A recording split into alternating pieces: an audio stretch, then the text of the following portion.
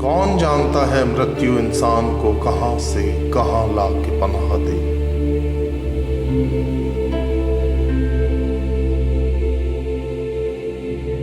ताहद नजर शहर खामोशां के निशान हैं, अल्लाह मुसाफिर ने कहां शाम की।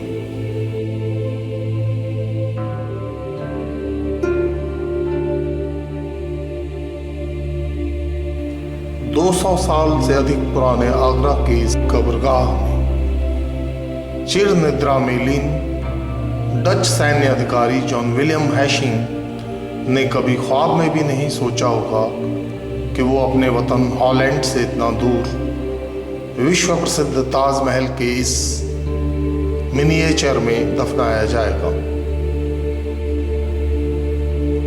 महादजी सिंधिया का ये विश्वास पात्र सैन्य अधिकारी जिन दिनों आगरा मराठों के अधिकार में था, आगरा के किले में मराठा दुर्ग रक्षक सेना का अधिपति था। सन 1803 में आगरा में ही उसका देहांत हुआ। उसकी पत्नी एनी हैशिंग ने उसकी स्मृति में उसकी कब्र पर ताजमहल के इस मिनिएचर का निर्माण किया। संभवतः भारत में किसी भी यूरोपियन का यह सबसे शानदार मकबरा है। विश्व प्रसिद्ध ताजमहल जहां शाहजहां ने अपनी पत्नी की स्मृति में बनवाया, वहीं हैशिंग की पत्नी ने अपने पति की स्मृति में ताज के इस मिनिएचर को बनवाया। इंग्लैंड में ब्रिटिश लाइब्रेरी में आज भी हैशिंग की ये फोटो लगी हुई है।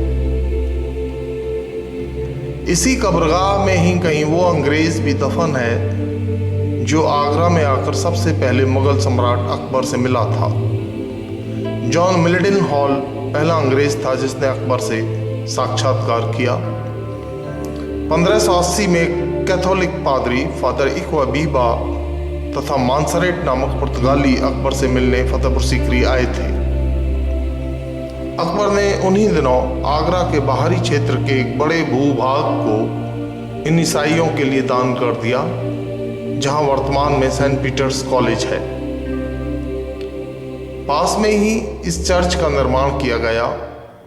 इसे अकबरी चर्च कहा गया। यह आगरा का सबसे पुराना ऐतिहासिक चर्च है।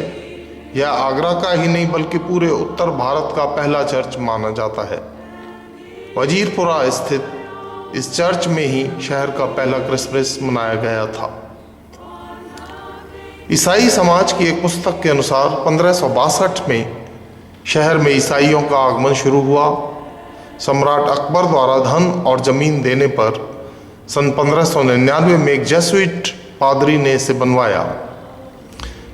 जेसुइट पादरी ईसाई धर्म का प्रचार करने के उद्देश्य से संगठित सोसाइटी ऑफ जीसस के सदस्य थे। जेसुइट पादरियों ने भारत में ईसाई धर्म का काफी प्रचार प्रसार किया। बाद में ये जेसुइट पादरी जहांगीर के दरबार में भी पहुंचे। जहांगीर ने उन्हें अपना गिरजाघर बनाने, अपने धर्म के प्रचार प्रसार की इजाजत दी। जहांगीर की उन दिनों ईसाई धर्म में आस्था बढ़ने लगी। तब इस चर्च को भव्य रूप देने के लिए जहांगीर ने धन दिया था।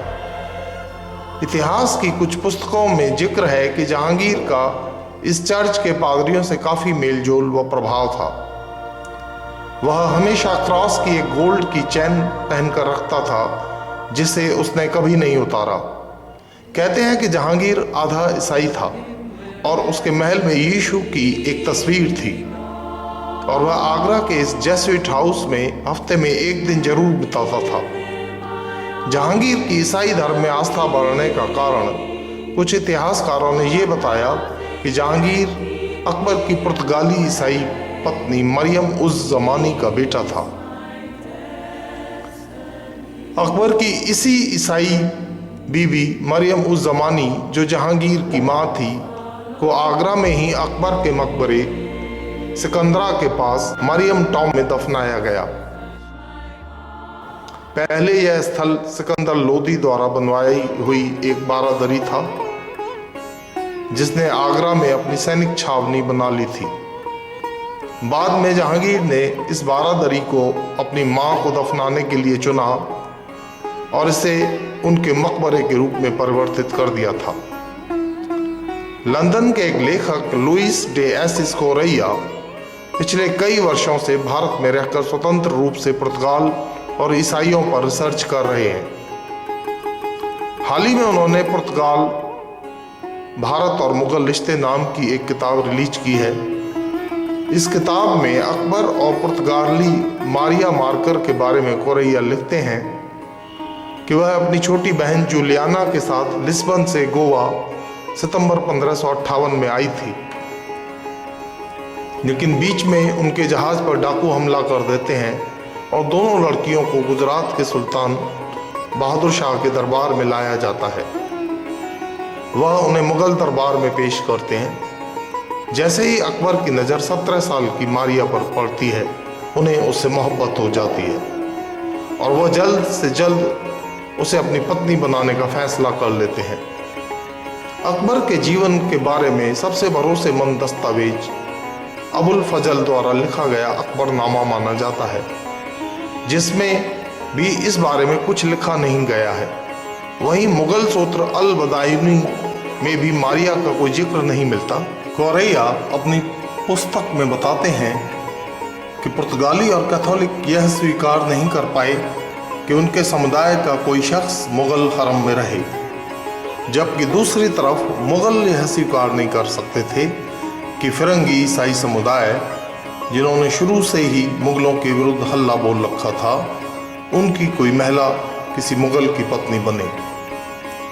इस वजह से मुगल और पुर्तगालियों के बीच तल्ख रिश्ते होने के कारण उन्होंने यह स्वीकार नहीं किया कि अकबर की कोई ईसाई बीबी थी।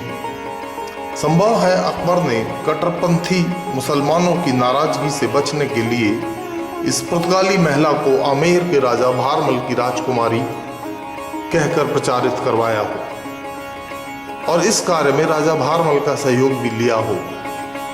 पुरातत्व विभाग का आलेख जो इस मकबरे के प्रवेश द्वार पर लगा है, उसमें इस मरियम टॉम में अकबर की बीबी, जो राजा भारमल की पुत्री और जहांगीर की मां थी, को दफनाने का उल्लेख है। ब्रिटिशों और उस काल के मुगल इतिहासकारों ने जोधाबाई को लेकर भ्रम की स्थिति पैदा की। यही वजह है कि अकबर और जहांगीर के दस्तावेजों में जोधाबाई के अस्तित्व का पता ही नहीं चलता। ब्रॉडवे पब्लिकेशन हाउस द्वारा प्रकाशित 173 पृष्ठों की इस किताब में कहा गया है कि मारिया ही जहांगीर की मां हो सकती है। अक्सर उनका जिक्र मरियम उस जमानी के रूप में आया है। इतिहास का सच क्या था, वो तो आगरा शहर के इन मकबरों और वीरान कब्रगाहों में दफन होने वालों के साथ ही एक राज बन के रह गया। या यूं कहें, जिंदगी एक सवाल है जिसका जवाब मौत है, मौत भी एक सवाल है जिसका जवाब कुछ नहीं।